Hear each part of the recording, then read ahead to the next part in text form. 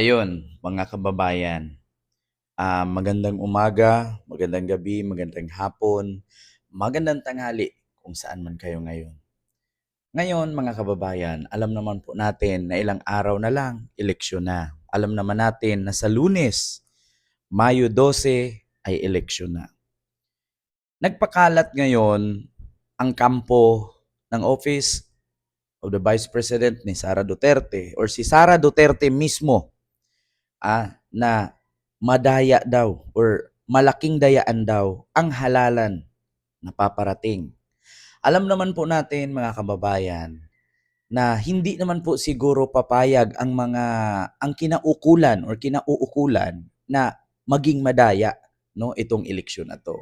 Pero lumabas mismo sa bunganga ni Sara Duterte na madaya daw o malaking dayaan ang eleksyon na to kasi alam naman po kasi natin at alam po nila na talunan po ang labas sa kanila. Bakit? Sino ba naman ang gustong bumuto sa mga kandidato na walang experience, walang resibo, walang napatunayan? So ngayon kung ikaw ba naman botante, iboboto mo ba yung Duterte ni Sara? So mga kababayan, meron akong ipaparinig sa inyo na kung saan po ay si Sara mismo nagsabi na malaking dayaan daw ang eleksyon na to. Alam naman po natin na hindi po papayagan ng ating gobyerno ang magkaroon ng dayaan, no? Ang halalan. So ito po ipaparinig ko sa inyo, mga kababayan. Philippines, may mga ulat at bulong-bulungan na may mga kumikilos na sa iba't ibang parte ng ating bansa.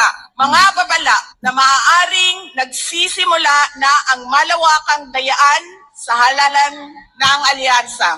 Ang binuong alyansa ay isang mapanganib na pagsasanib puwersa ng isang administrasyong walang kakayahan, mga elitistang liberal at mga tinaguriang makabayan na ang tunay na hangarin ay manatiling mahirap ang taong bayan. Mga kababayan, narinig ninyo na ang pamahalaan or administrasyon ay may binuong alyansa na binubuo ng elitista, mga makabayan at nagpapahirap daw sa ating bayan.